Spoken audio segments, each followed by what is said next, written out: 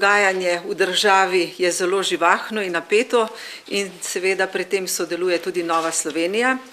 Nova Slovenija kot vladna stranka deli usodo prebivalstva Slovenije in želi delovati konstruktivno tudi v tej vladni koaliciji.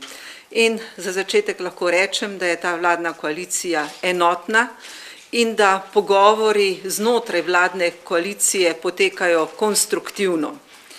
Vladna koalicija pri tem posluša tudi državljane in želi omiliti ukrepe tam, kjer in tiste ukrepe sprejeti, ki državljane najbolj žulijo.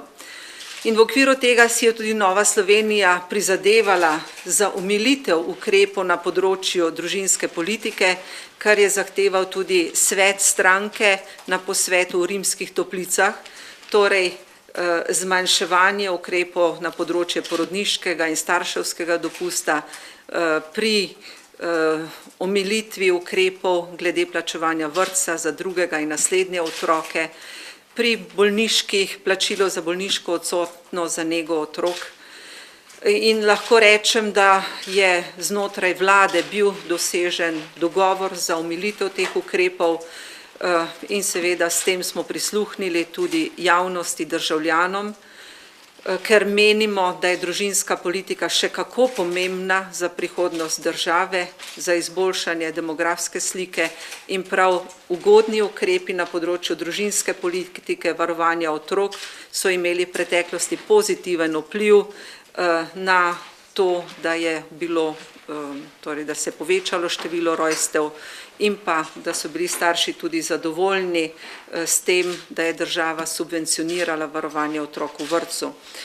Ker je ta država oziroma vlada odgovorna, seveda želimo odgovorno delovati tudi naprej in sprejemati takšne ukrepe, ki sicer po eni strani zagotavljajo, da bomo privarčevali določena sredstva, po drugi strani pa se ves čas upošteva tudi socialni status oziroma so ukrepi, torej zmanjšanje sredstev za tiste s slabšim socialnim statusom, z nižjimi prejemki, z nižjimi pokojninami, zelo omiljeni oziroma praktično ne bodo prizadeli tiste z najnižjimi dohodki, ampak seveda tiste, ki takšna znižanja laže in lahko prenesejo. Še posebej seveda pri tem je v ospredju javni sektor. Znano je, da javni sektor do sedaj ni v tolikšni meri delil usode realnega sektorja, da so se zaposlovanja v javnem sektorju povečevala, medtem ko se je število zaposlenih v realnem sektorju drastično zniževalo in s tem tudi naraščala brezposelnost. Sama sem prepričana, da se tudi zaposleni v javnem sektorju tega dobro zavedajo in v času, ko so bile napovedane stavke, so me tudi mnogi iz šolstva, iz drugih področij javnega sektorja spraševali, kaj naj naredijo, da bodo lahko delali.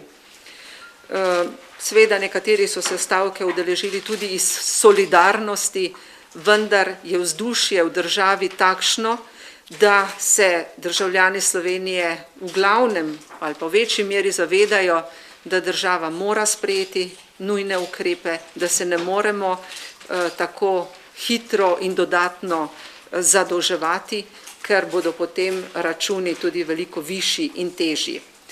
Opozicija nam očita, zakaj tako hitimo. Res je, če bi te zakone, ki so sedaj vključeni o zakon v uravnoteženju javnih financ, če bi te zakone sprejemali posamično, potem bi to lahko trajalo celo leto, učinka pa praktično ne bi bilo. In v današnjem času je čas res denar in vsak dan odlašanja pomeni nove milijone in milijonsko proračunsko luknjo. Zato je potrebno pohiteti in vsi tisti, ki se tega zavedajo, so tudi konstruktivni in razumejo, da moramo te ukrepe sprejeti čim prej, sicer bo kmalu mimo pol leta. V primeru referenduma bi se sprejetje ukrepov zavleklo tudi do jeseni, torej bi že to bilo konec proračunskega leta in s tem bi se vsi ti ukrepi izničili oziroma bi se obresti za posojila samo povišala. Torej, sprejetje tega zakona je nujno potrebno. V primeru zavrnitve na referendumu bi morali sprejeti plan B. Plan B pa pomeni še veliko hujše, bolj drastične ukrepe, verjetno v veliki meri pomeni tudi večje odpuščanje. Zato se Nova Slovenija zavzema tudi za vpis fiskalnega pravila ali zlatega pravila v ustavo. Zanimivo je, da je prav sedanja opozicija oziroma takratni premier Borut Pahor predlagal na prvem sestanku parlamentarnih strank, da bi se to zgodilo in lahko rečem, da je tudi na pogovorih konstruktiven, žal pa ne cela njegova stranka. Jaz vendarle pričakujem, da bo predsedniku vendarle uspelo njegovo stranko v celoti pridobiti za to, saj bivši premier razume, da je tudi po zaslugi prejšnje vlade Slovenija prišla tako daleč, zato je tudi sedanja opozicija ali prejšnja vlada soodgovorna za reševanje tega voza iz blata. Zato je nesprejemljivo, če kdo sedi na vozu in ovira reševanje, namesto da bi pri tem pomagal. Ker zaenkrat te privolitve ni na strani Pozitivne Slovenije, medtem ko pa stranka je dala soglasje v parlamentu za začetek postopkov, sem prepričana, da bojo tudi v Pozitivni Sloveniji vendarle premislili o posledicah takšnega ravnanja in neskončnega zadolževanja in da bodo vendarle podprli tudi zlato fiskalno pravilo. V najbolj ključnih trenutkih slovenske zgodovine se je pokazala neka enotnost za reševanje države oziroma slovenskega naroda, slovenskih državljanov.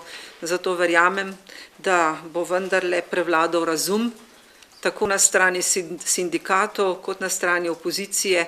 Prepričana pa sem, da če tudi tega ne bo, da bo pa Ustavno sodišče na strani razuma in ne bo dovolilo referenduma, ki bi pomenil dejanski potop Slovenije.